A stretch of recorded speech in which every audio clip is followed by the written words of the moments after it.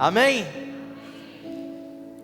A palavra avivamento, o termo avivamento, você já deve ter escutado algumas vezes na sua vida. Mas a grande questão hoje não é se a gente já ouviu falar de avivamento, é se eu e você sabemos o que é avivamento. Pergunta para a pessoa do seu lado aí: você sabe o que é avivamento? Sabe por quê, gente? Porque se a gente não sabe o que é, a gente pode querer, mas nunca vai alcançar esse avivamento. O significado da palavra avivamento é despertar, tornar vivo aquilo que aparentemente está morto. Preste atenção no significado: é trazer vida àquilo que aparentemente está morto, mas não está morto. É por isso que Abacuque fala: Senhor, aviva a tua obra, traz uma nova vida em cima dessa que aparentemente já não existe mais, mas ainda existe viva, Senhor. Mas se o Senhor não avivar, vai continuar parecendo como morto. Despertar, tornar vivo aquilo que aparentemente está morto, aparentemente está apático, paralisado. Deixa eu te falar uma coisa: o diabo nem sempre vai querer destruir você. Eu acho até que já falei sobre isso aqui em algum momento. Nem sempre o diabo vai querer matar você, destruir você. Se ele conseguir pelo menos adormecer você, paralisar você, já é o suficiente para que ele deixe você dentro de uma igreja de forma apática, de forma neutralizada, e isso não ofereça risco para ele. Porque a apatia, a paralisação espiritual é resultado de algo que está vivo, mas está parado. Está parado, cara. No que diz respeito ao avivamento espiritual, significa avivar, reavivar a chama do Espírito, que um dia na gente já foi mais intensa, cara.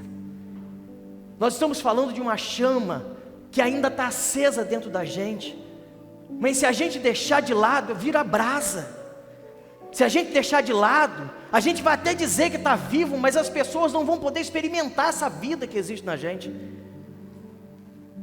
Avivamento espiritual é isso, é fazer com que esse fogo que existe dentro de mim, de você, seja algo tão incandescente ao ponto de incendiar as pessoas que estejam ao nosso lado. É quando as pessoas chegam para a gente assim, perguntam: meu Deus, o que é que existe em você, que mesmo quando tudo à sua volta faz dar errado, ainda existe um ânimo em você, ainda existe uma alegria em você, ainda existe uma paz em você, mesmo quando você está no meio de uma guerra terrível.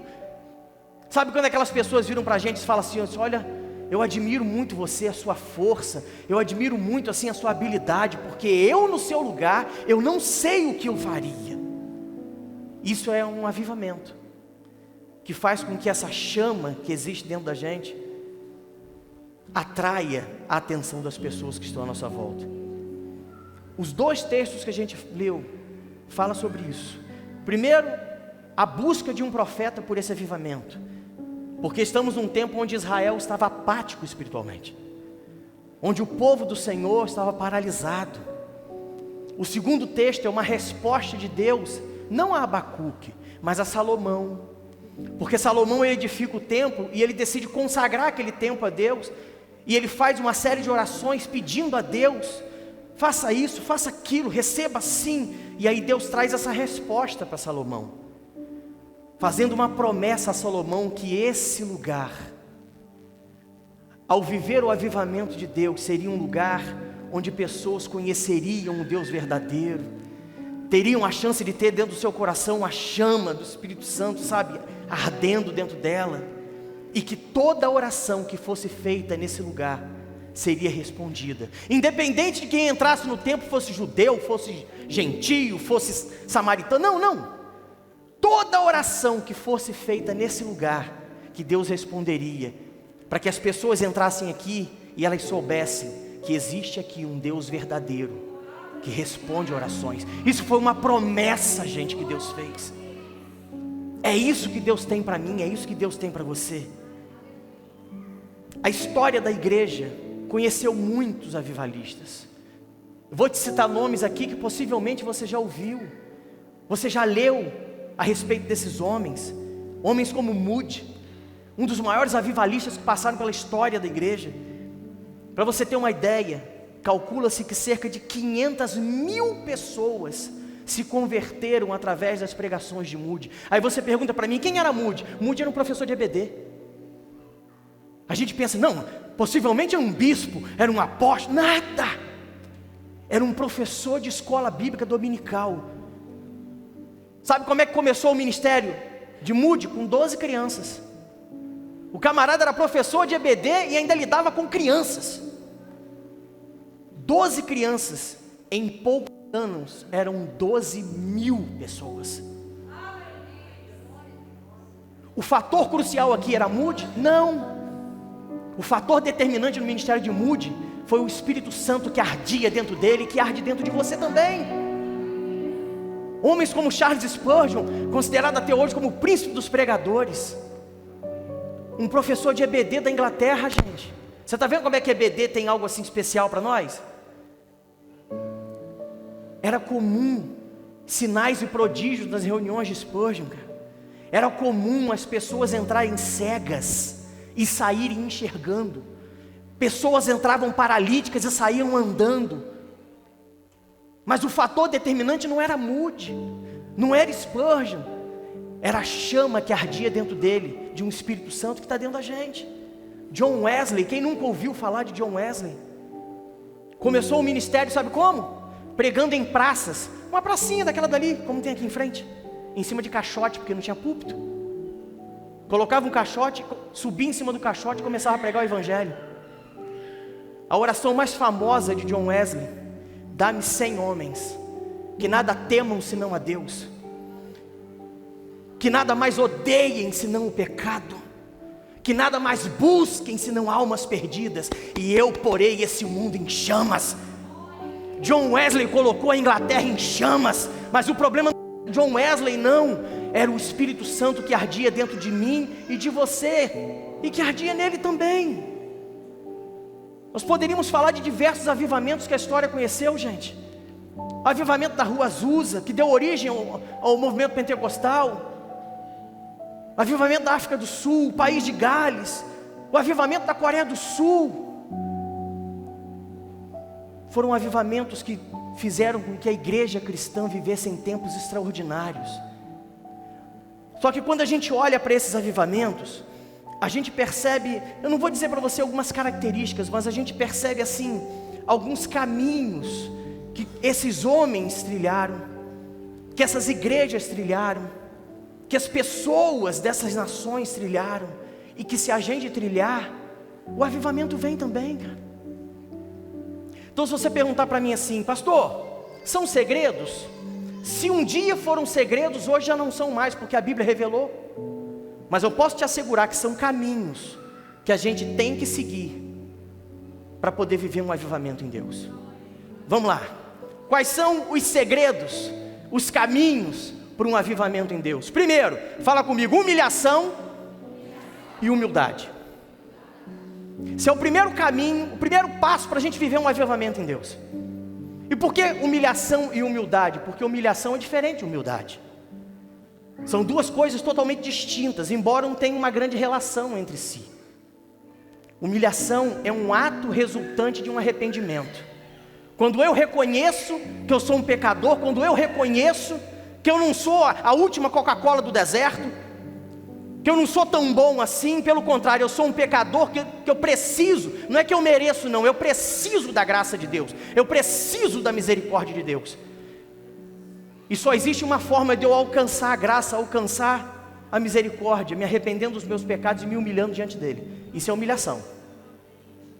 Humildade é diferente, humildade é um estado de caráter.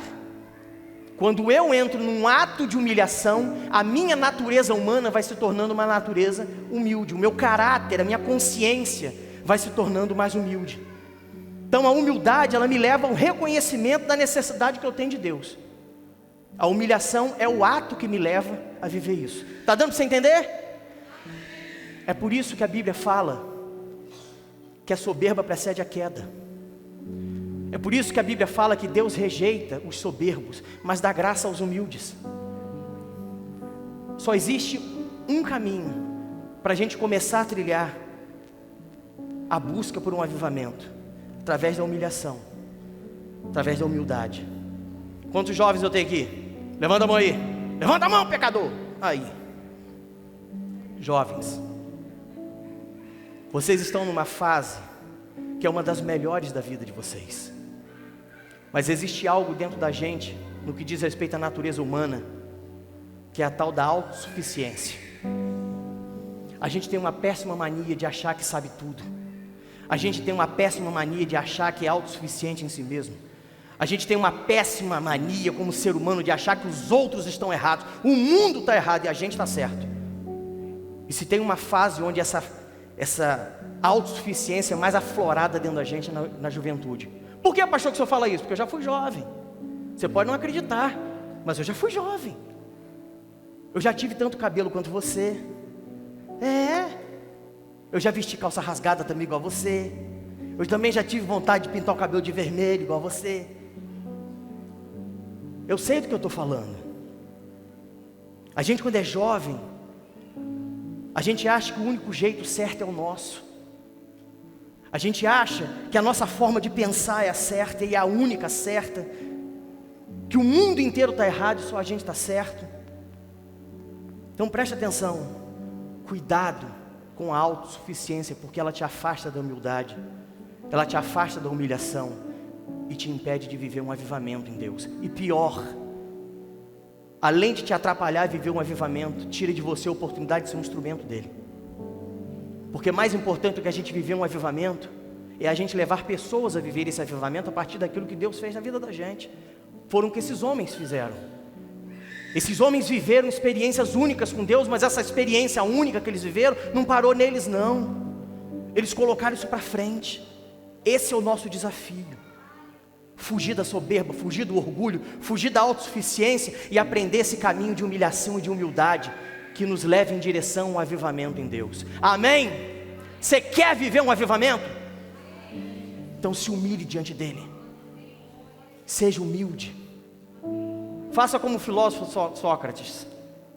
Só sei que nada sei, e tudo que sei é que nada sei. Por mais que eu passe a vida inteira aprendendo, aliás, ensinando, eu vou estar sempre aprendendo. Sócrates não era crente não, tá? Mas se alguns crentes aprendessem a filosofia dele, a igreja do Senhor seria mais humilde. Nós nos humilharíamos mais diante do Senhor. Alcançaríamos mais favores diante dele. Segundo caminho, para que a gente possa viver um avivamento em Deus. Fala comigo, unidade de corpo e de espírito. Tem diferença, pastor? Tem sim. Isso tem a ver com a gente como igreja. Agora a gente sai um pouco do campo dos jovens e começa a entrar no campo da igreja, porque não tem como viver só unidade com jovens, não. Uma igreja, ela vive unidade quando as classes se misturam e se unem. Porque nisso aqui, até que os jovens são meio que exemplo para a gente no que diz respeito à unidade. Você já viu a facilidade que o jovem tem de chamar o outro de melhor amigo? Quem é essa aí? A minha the best. Conheceu ontem, irmão? Você sabe onde ela mora? Não. Sabe quem são os pais? Não. E como é que ela é sua best? Ai, gostei tanto dela. Tirar selfie. Consegue ter unidade com quem nem conhece direito. E às vezes a gente convive anos dentro de uma igreja e não consegue ter unidade com o irmão que senta do lado da gente todo dia, cara. Então preste atenção, meu querido. Existem derramamentos do Espírito que são para a minha vida, que são para a sua vida. Outros são para a gente.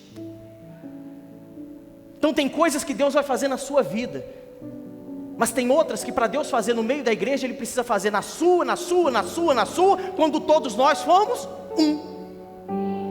Isso é plenitude do Espírito. Eu só sou igreja quando eu sou um com o meu irmão em tudo. Na dor, quando eu sou um com o meu irmão nas lutas, quando eu sou um com o meu irmão nas minhas tristezas, nas alegrias, nas conquistas. Quando a conquista do meu irmão é a minha conquista, quando a minha dor é a dor dele, quando a luta dele é a minha luta, a gente começa a caminhar em unidade de espírito. Qual é o grande problema? A gente está acostumado a andar em unidade de corpo, física, mas a unidade de espírito é outra. Unidade de corpo é aquela que a gente professa com a boca, mostra para as pessoas que aparentemente a gente tem, mas no fundo mesmo a gente não tem. Eu já falei muito sobre isso na minha igreja. Não tem nada de errado com a canção não, tá, irmãos? Eu amo a canção. A mensagem da canção é linda. Os momentos que a gente pode viver cantando ela são lindos. Mas eu tive tantas experiências negativas em momentos em que ela era cantada, que eu acabei me traumatizando com a canção. Sabe aquela canção que a gente cantava em um momento de ceia? Eu sou um com você, no amor do nosso Pai. Somos um desgraçado no amor. Somos corpo e assim bem ajustado, totalmente ligados. Aí quando chegar no finalzinho, como é que era o finalzinho? Eu preciso de ti, querida mãe. Eu via isso, irmãos. Rapaz, olha lá.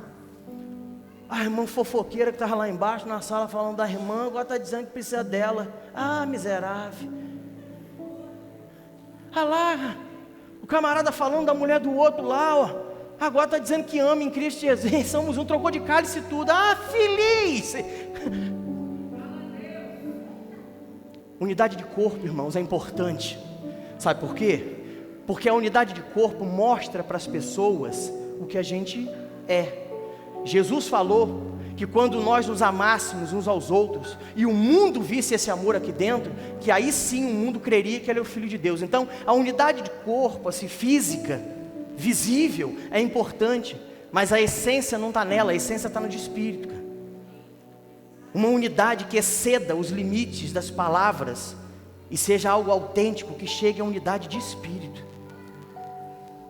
É muito comum a gente ver pessoas professando uma unidade de boca, cara.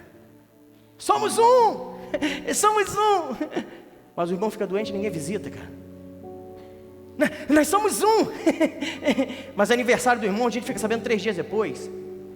Não, nós somos um, mas o irmão falta 10, 20, 30, 40 cultos, a gente não telefonema para falar, poxa, está acontecendo alguma coisa? O que houve? Ah, mas isso é responsabilidade do pastor. Porque elas só são um com o pastor? A Bíblia diz que nós somos um. Pregar unidade dentro de 4 paredes é fácil, irmãos. Mas seja sincero, e seja sincero com você mesmo. Porque o avivamento começa pela humildade, começa pela humilhação. Humilhação é resultado de um arrependimento, de reconhecimento de erros. Então seja sincero com você. Qual foi a última vez que você enviou uma mensagem demonstrando uma preocupação com o irmão que já não frequenta os cultos faz tempo? Qual foi a última vez que você visitou um irmão que estava impossibilitado de vir à igreja? Não, mas nós somos um. Mas se a sua opinião diverge da minha, aí a gente já não é um mais. O que eu acho, o que eu penso, o que você acha, o que você pensa, não pode ser maior do que o sangue que nos une, irmãos. Esse é o valor da unidade em Cristo. Somos diferentes, pensamos diferentes, agimos diferentes, mas amamos como um só. Ah, não, mas eu sou um. Não, nós somos um. Mas se o evento evangelístico é dos jovens, os jovens que se lasquem. Os jovens sem a maturidade da igreja estão lascados. E a gente sem a força deles, nós estamos lascados também. Porque se a gente tiver que pegar 100, 200, 300 folhetos para subir os morros para poder evangelizar, na terceira casa a gente já está, meu Deus do céu, não, está doido, que o 43 vai para o inferno, mas eu não vou lá não. E eles saem correndo. Mas eles não têm, para bancar os folhetos. Eles não têm estratégia de muitas vezes chegar, uma palavra do Senhor para você. Ah, quer palavra nenhuma, não. Ah, desgraçado. Não, calma. Não precisa se revoltar, não. Ame a pessoa, ganhe ela para você. Em algum momento ela vai receber o folheto. Maturidade, irmãos. Ah, nós somos um. Mas se o crescimento da igreja depender de um sacrifício meu, não, aí a gente já não é mais um. Eu quero que a igreja cresça, mas que use os outros, a mim não. Então nós não somos um, irmãos. A gente pode ser um de boca, de corpo físico, mas nós não temos unidade de espírito. Tem algo que me chama a atenção no texto de Pentecostes, Atos 2. Quando a descida do Espírito Santo se dá sobre a vida daquele grupo de irmãos, tem alguns detalhes que a gente não percebe. A Bíblia diz que eles estavam todos reunidos. Fala comigo, todos reunidos em um mesmo lugar. Era uma igreja, irmãos. Eles estavam todos reunidos no mesmo lugar, fisicamente falando, mas o alvo e o objetivo espiritual também era o mesmo. Eles estavam todos reunidos no mesmo lugar, mas a unidade de espírito era a mesma. Todos buscavam da mesma forma, todos clamavam da mesma forma, todos tinham empatia uns com os outros. O nível de busca pelo derramar do Espírito era o mesmo. É isso que está faltando na gente. A busca pelo avivamento era o mesmo. É isso que a gente tem que viver. Não adianta metade da igreja buscar um avivamento e a outra metade não. Não adianta o altar querer e o resto da igreja não. Andar em unidade é um segredo para a gente transformar vidas. E aí o avivamento vem. Amém? Terceiro segredo? Não sei, são segredos, irmãos? Não são. Já está revelado. A gente que não busca conhecer, porque a unidade está na Bíblia, a gente não vive porque a gente não quer. Humilhação e humildade está revelado. Como é que eu vou dizer que são segredos se já foi revelado? Terceiro caminho necessário para nós vivermos um avivamento em Deus. Fala comigo, oração e intercessão. Porque tem diferença, tá? É fácil a gente orar. O grande desafio está a gente interceder. Porque quando eu oro por mim, mas intercessão, eu pego o meu tempo e invisto para a vida do outro. Eu intercedo pelo outro. A nossa prática de oração demonstra a nossa dependência em Deus. Eu tenho que orar. Eu preciso orar. Eu dependo dEle. Eu preciso que Ele faça coisas por mim, mas é sempre para mim. A nossa prática de intercessão não, ela demonstra o meu amor pelo próximo. Senhor, eu não estou aqui para orar por mim. Eu tenho muitas necessidades, mas eu vou me abster das minhas necessidades agora, no meu tempo com o Senhor, de orar para mim, mas eu quero pedir pelo outro. Isso é unidade. E aqui a gente volta a um dos principais mandamentos ressaltados por Jesus: amar o teu próximo como a ti mesmo. Oração é feito por você, é feito por mim, mas o foco é na gente. Intercessão não, o foco é no outro. Quando Deus chama Ezequiel e fala a respeito do cativeiro babilônico, da destruição de Jerusalém, Deus vira para Ezequiel e fala que um dos motivos pelos quais o cativeiro viria é que ele havia buscado no meio de Israel um homem que pelo menos se colocasse na brecha pelos pecados do povo, e ele não achou.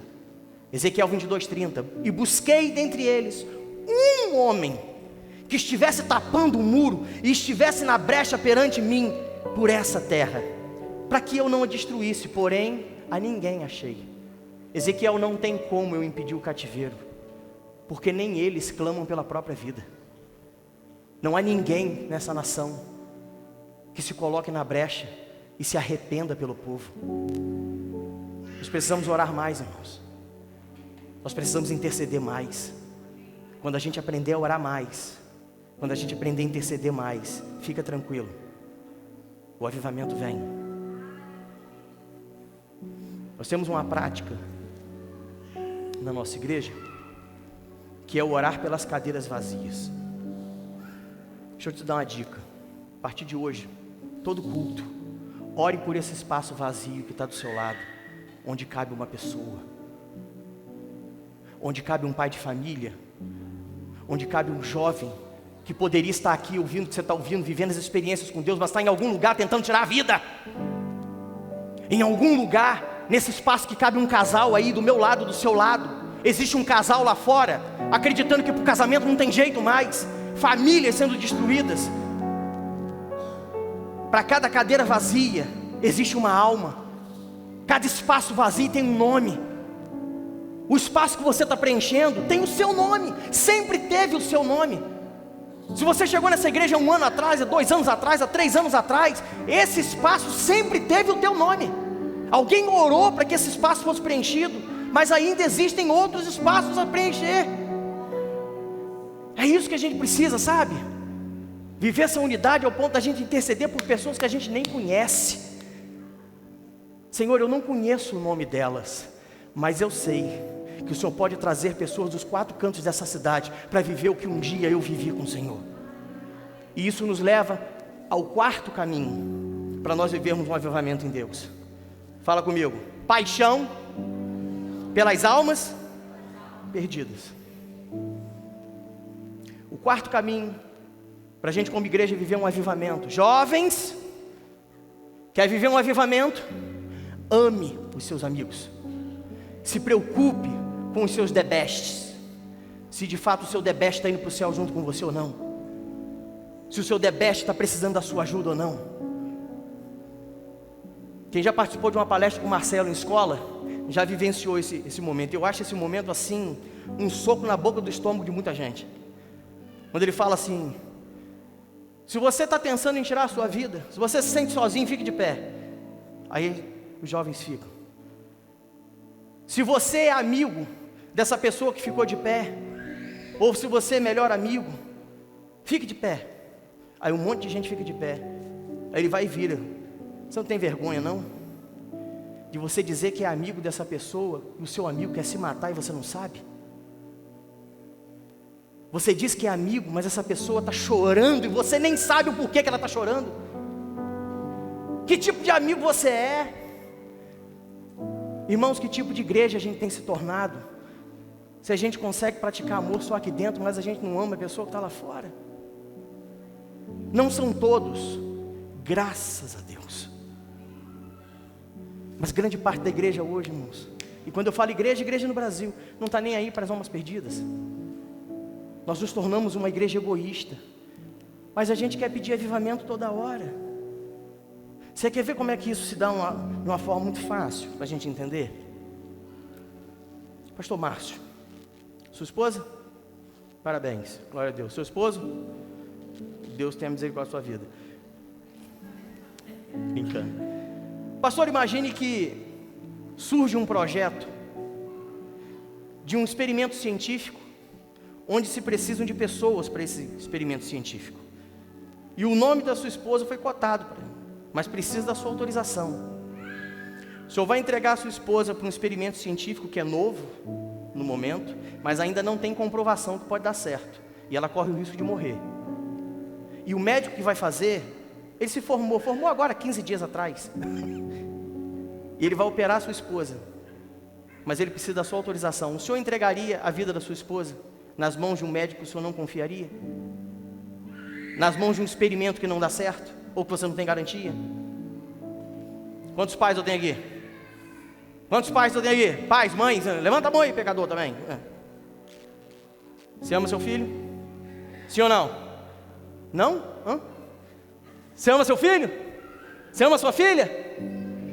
Então imagine que surja agora uma oportunidade de um intercâmbio nos Estados Unidos para que a sua filha, para que o seu filho possa crescer nos conhecimentos linguísticos.